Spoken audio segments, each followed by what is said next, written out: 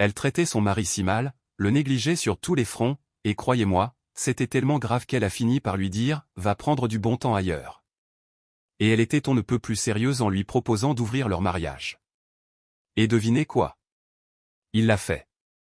Et ensuite, elle a complètement perdu la tête à cause de tout ça. Et je me suis dit que je voulais aborder ça ici, les gars, pour souligner plusieurs points. Premièrement, pour l'amour du ciel, si votre mariage est aussi catastrophique, mettez-y fin, tout simplement. Si elle en est au point de le négliger sur tous les plans, d'être horrible avec lui, et qu'elle est tellement à bout qu'elle lui dit d'aller coucher avec quelqu'un d'autre, il faut juste divorcer. Ou pour le gars, si tu es traité aussi mal, négligé sur tous les fronts, encore une fois, mets-y fin. Ça n'en vaut pas la peine. Mais cette vidéo montre aussi à quel point certaines personnes sont littéralement tellement perturbées qu'elles ne savent rien faire d'autre que d'entretenir des relations toxiques et de rester ensemble. C'est dingue. Et si vous ne le faites pas pour vous, faites-le pour vos enfants. Mais bref, regardez ce qui se passe quand elle obtient exactement ce qu'elle lui a dit de faire. Elle dit ici, « Mon mari Antoine et moi sommes ensemble depuis 16 ans. Les 5 dernières années de notre relation ont été horribles. Pire qu'horribles. J'ai accumulé beaucoup de colère et de rancœur envers lui à cause d'un traumatisme passé que j'ai subi à cause de lui et de sa belle famille. J'étais aussi sous anxiolytique, ce qui m'anesthésiait au point que je ne pouvais ressentir que la colère et la rancune. J'ai arrêté ce traitement depuis. Quel genre de médicament quelqu'un prend-il pour ne ressentir que de la colère et de la rancune? Ça ne m'a pas l'air d'être un très bon traitement. Mais remarquez qu'elle commence déjà à balancer des choses sur des traumatismes passés et d'autres trucs du genre. Eh bien, il y a beaucoup de choses dans cette relation. Ça, c'est sûr. Mais nous savons tous, enfin, la plupart d'entre nous savent que si vous interrogez n'importe quelle nana de nos jours sur une relation précédente qui n'a pas marché, un mariage précédent, généralement les mots toxiques ou abusifs apparaissent, ou des mots comme narcissique ou pervers narcissique. C'est toujours la faute du mec. Vous avez déjà remarqué ça? Bref, pendant les 5 dernières années avant d'arrêter mon traitement, j'ai traité mon mari de façon ignoble. Je l'ai viré de la chambre à coucher et il a fini par dormir sur le clic-clac du salon. Je ne l'ai pas embrassé pendant 3 ans. Des relations intimes peut-être une fois par mois. Je le rejetais à chaque fois qu'il essayait de me parler ou de m'inviter à dîner au resto. Je ne répondais pas à mon téléphone ni à ses SMS. Ces gens, encore une fois, pourquoi reste-t-elle avec lui? Pourquoi reste-t-il avec elle? Probablement parce qu'elle a besoin de son salaire à la fin du mois. Mais ils ont eu des enfants pendant tout ce temps. C'est ça mon point. Vous pensez que c'est sain d'élever des enfants dans un environnement pareil? Maintenant, pourquoi diable n'a-t-il pas foutu le camp? Ouais, une claque pour lui d'être resté là.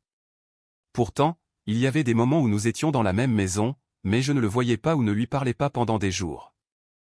Pire que de simples colocataires. Je lui ai dit des choses horribles pendant des années. Je lui ai dit que je voulais divorcer. Que je ne l'aimais pas. Que je le détestais. Je lui ai dit que je voulais qu'il parte et qu'il aille avec quelqu'un d'autre et qu'il aille faire vous savez quoi avec n'importe qui sauf moi, parce que je ne voulais pas qu'il s'approche de moi. Ok, elle dit qu'elle veut divorcer. Ok, croyez-moi, nous savons tous que la majorité des divorces sont initiés par les femmes. Pourquoi ne l'a-t-elle pas fait? Peut-être parce qu'elle voulait qu'il soit le méchant dans l'histoire. Je ne sais pas. Ou c'est juste ce qu'ils font, leur petite danse de la toxicité. Au début du mois de mars, j'ai arrêté mes médicaments d'un coup sec. Très rapidement, j'ai recommencé à ressentir toutes les émotions. J'ai vite réalisé que je ne le détestais pas. Je détestais juste ce qu'il m'avait fait traverser. Eh bien, le grand mystère, c'est ce qu'il lui a fait traverser. Plus tard, elle en parle et évoque des choses qui se sont passées 5 ans plus tôt, quand le confinement a frappé le pays et tout ça, mais quand même, je pense qu'une grande partie de tout ça, je l'ai survolé. Je n'ai pas tout lu parce que je n'en pouvais plus, mais ça n'avait pas l'air d'être la situation affreuse qu'elle décrivait. Et d'habitude, elles exagèrent et vous savez de quoi je parle. La rancœur me rongeait littéralement de l'intérieur. Un soir, quelques jours plus tard, quelque chose a fait un déclic en moi et j'ai pleuré, pleuré et pleuré.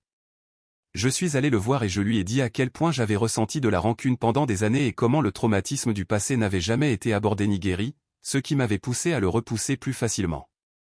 Il, m'a laissé parler et il a écouté. Eh bien, ça veut dire quelque chose. Je suis retourné dans ma chambre où il m'a suivi, m'a prise dans ses bras et m'a dit, « C'est la première fois depuis des années que tu pleures ou que tu me parles ou que tu me montres autre chose que de la colère. » Ce fut la première fois depuis des années que nous étions intimes. Vraiment intimes. Ils ont couché ensemble après ça. Encore une fois, ces deux-là aiment de toute évidence les drames, rester ensemble avec tout ce qui se passe. Environ 2 semaines plus tard, j'ai découvert qu'il avait eu une liaison auparavant avec la voisine de notre lotissement, Sophie. Elle lui a dit, elle l'a admis dans le titre. Elle l'a admis au début de l'histoire. Elle lui a dit, va prendre du bon temps ailleurs. Elle a ouvert leur mariage. Alors, pourquoi es-tu choqué? Mais le faire avec la voisine. Franchement, et attendez d'entendre la suite. Ce mec n'est pas un saint. C'est pour ça que j'appelle cette chaîne Ils ont fait quoi? Quelqu'un que je croyais être mon ami. Elle connaissait chaque aspect de notre relation. Elle en connaissait les moindres détails. Elle venait chez moi tous les jours pour prendre le café. Nous regardions même des photos, parlions de notre intimité, et elle savait chaque mauvaise chose que je lui avais dite parce que soit elle était dans les parages, soit elle s'était fait prendre. Elle nous espionnait depuis la fenêtre de ma chambre. C'est quoi ce bordel? Elle n'aimait pas que son mari, Laurent, elle est mariée, elle se plaignait de lui tous les jours. Ses enfants jouaient avec les miens, et ils étaient là aussi tous les jours. C'était de courte durée et purement physique et sexuelle pour lui, mais elle était obsédée par lui. Elle lui a dit qu'elle avait le béguin pour lui depuis que nous avions emménagé dans ce pavillon il y a 4 ans. Elle a dit des choses horribles sur moi. J'ai lu, je ne plaisante même pas, environ 7000 messages WhatsApp. Combien de temps faut-il pour lire 7000 messages? Donc, de toute évidence, il se passait bien plus de choses qu'elle ne le laissait entendre. Mais encore une fois, le fait est que cette famille, tout ce lotissement, c'est drame. Donc, ce crétin de mari, elle lui a dit d'aller avoir une relation libre, mais avec la voisine et sa soi-disant amie, c'était évidemment par vengeance de sa part. Et ensuite, la soi-disant amie qui couche avec le mari de son amie et qui est elle-même mariée. Elle n'avait jamais rien supprimé et voulait que je voie toutes les preuves. Parce qu'il voulait te faire du mal. Eh bien, encore une fois, on tourne en rond avec toutes les violences psychologiques qu'elle lui faisait subir. Des notes vocales, des vidéos d'elle passant devant ma maison en pleurant, pensant que c'était parce qu'elle s'était disputée avec son mari, mais j'ai découvert que c'était, parce que mon mari n'arrêtait pas de lui dire qu'il allait me raconter ce qui s'était passé et qu'il voulait sauver notre couple. La nuit où tout a éclaté au grand jour, son mari est parti avec elle et les enfants. À ce moment-là, la liaison entre elle et mon mari était terminée. Il était en fait sur le chemin du retour du travail et a été d'une honnêteté et d'une transparence totale sur tout. Il a essayé à plusieurs reprises de me le dire et de le dire à son mari, mais elle lui disait des choses comme quoi son mari allait lui faire la peau et à moi aussi, et, que s'il disait la vérité, ça détruirait les deux familles. Drame. Ils sont allés jusqu'à envoyer des SMS et appeler son mari, mais ils se sont dégonflés après qu'elle ait dit que son mari avait obtenu sa licence de tir sportif. Cette nuit-là, pendant qu'il rentrait à la maison, elle est venue à ma fenêtre pour essayer de s'excuser après y avoir été forcée par sa sœur, Chloé, qui était aussi à ma fenêtre, pour le faire. J'ai appelé son mari pour qu'il puisse tout entendre. Et cette nuit-là, mon mari était sur le chemin du retour. Je lui ai dit de lui envoyer un SMS pour confirmer que c'était fini en la voyant à sa fenêtre. Donc genre, elle est dans sa chambre et toc. Et la voilà, la sœur qui avoue tout ça. Et elle a dit, elle me rappelle et ce que j'entends c'était la même chose. Mon mari lui disait juste de répondre au SMS pour qu'il y ait une preuve à me montrer, à moi et à son mari. Elle a pris ça à la rigolade, a demandé où il était et où il allait, et elle n'arrêtait pas de lui dire qu'elle ne comprenait pas pourquoi il voulait rentrer à la maison et être avec moi, réparer notre couple. Je suis une épouse horrible. Je suis une personne horrible. Vous êtes tous des personnes horribles à votre façon. Elle se fichait de ses enfants, de son mari, de tout. Il raccroche. Elle quitte la maison et ce fut la dernière fois qu'elle est venue ou qu'elle a été ici. Nous avons découvert plus tard cette nuit-là qu'elle trompait en fait son mari avec plein d'autres personnes. Cette nuit-là, après le départ de son mari et de ses enfants, elle est partie avec la petite amie de sa sœur, Manon. Je ne pourrais pas inventer un truc pareil. Mon Dieu. Eh bien, pour la femme qui raconte l'histoire, je veux dire, l'humiliation, tu as été horrible avec ton mari. Et vous avez tourné en rond avec tous ces drames et tout, mais, tu lui as dit de sortir et de coucher avec d'autres personnes. Mais par vengeance, il a choisi la voisine d'à côté et sa soi-disant amie. Maintenant, je ne cautionne pas l'infidélité et c'est purement de sa faute.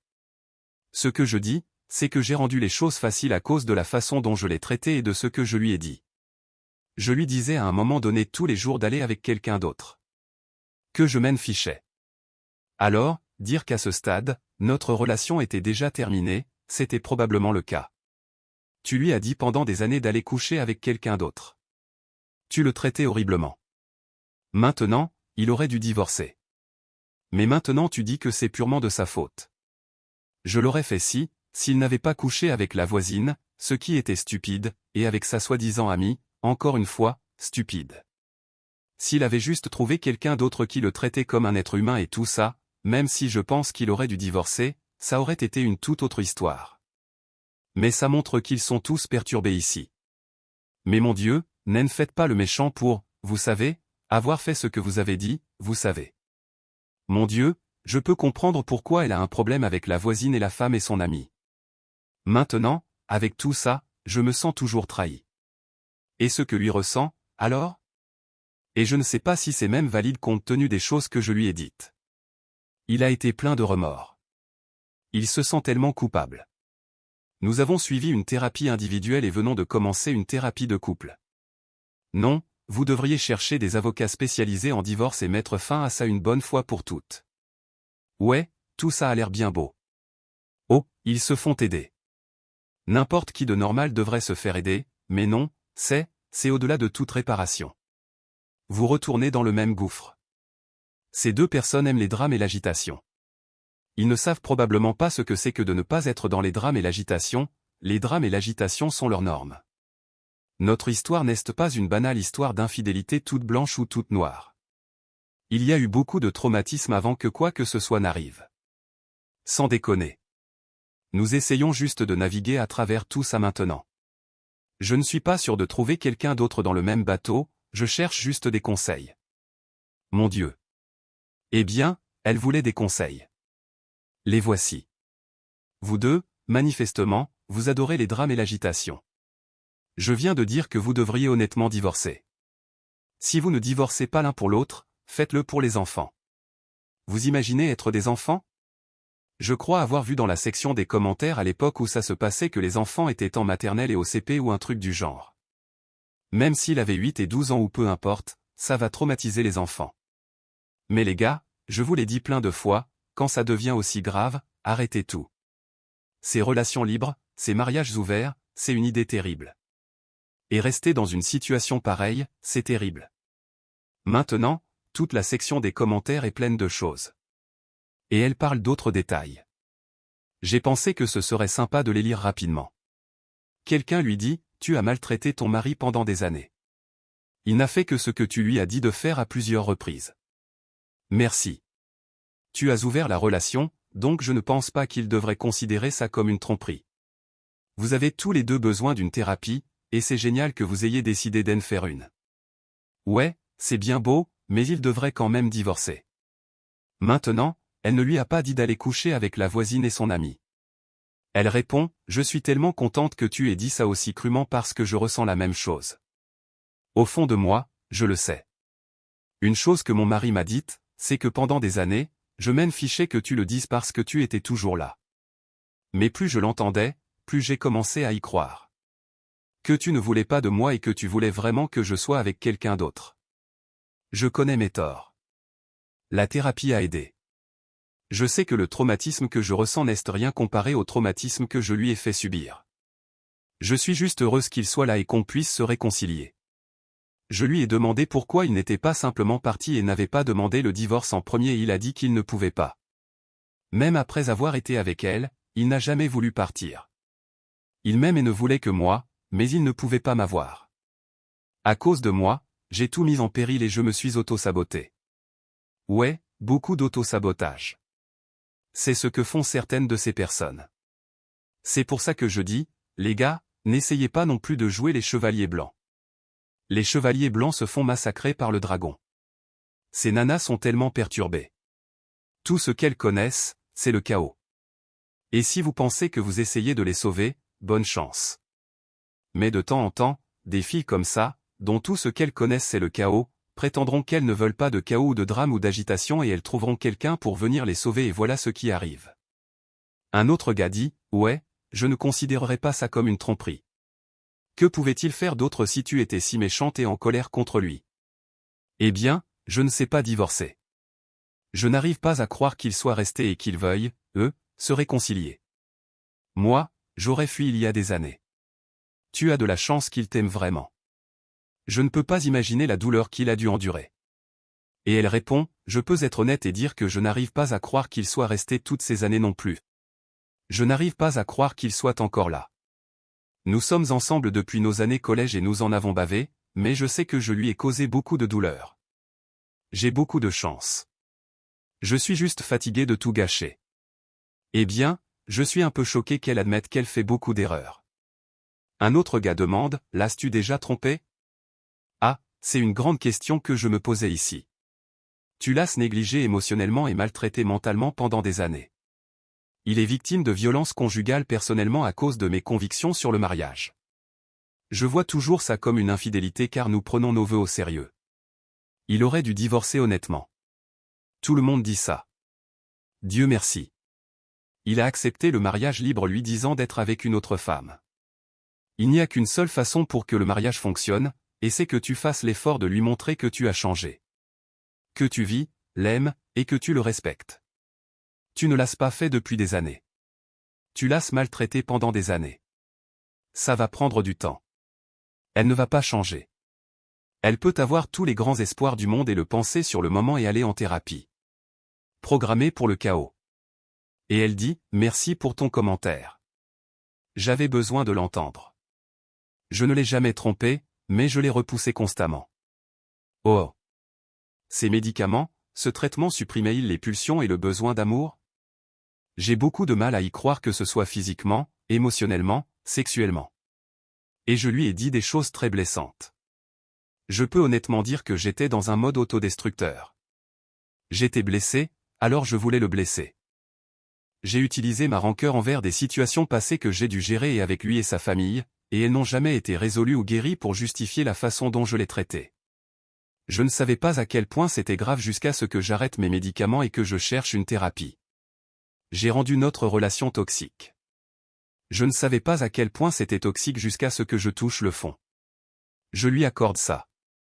Au moins, elle l'admet. Mais comment les choses vont évoluer, je n'en sais rien. Mais bref, les gars, je ne vais pas en lire plus. Elle part dans tout un laïus sur ses regrets et sa culpabilité, et c'est super et tout, mais ça va se résumer à la façon dont elle le traite. Donc, bref, il fallait que je couvre ces histoires tordues depuis un moment pour vous montrer les gars que si vous êtes dans une situation comme ça, pour l'amour du ciel, mettez-y fin. Et si vous ne le faites pas pour vous, faites-le pour les enfants. Les enfants ne devraient pas grandir dans un environnement pareil. Parce que vous savez quoi? Parce que les enfants qui vivent dans ce genre de situation penseront que c'est normal et ils iront chercher des petites amies ou des petits amis, de futures épouses et maris qui se comporteront de la même manière et ils se retrouveront dans la même situation. Le véritable amour, c'est de les sortir de cet environnement, vous savez, mais mon Dieu. Mais bref, les gars, quel gâchis. Et franchement, je pense que ce sont tous des idiots. C'est elle la plus grande idiote de l'histoire, mais je vais lui donner, je vais être juste. Je vais lui accorder un peu de crédit. Et la voisine, c'est la voisine et le mari de la voisine et son ami. Tu veux causer plus de chaos, mais nous savons qu'il a fait ça pour, vous savez, lui faire du mal. Mais Dieu Tout-Puissant, remerciez le Seigneur, les gars.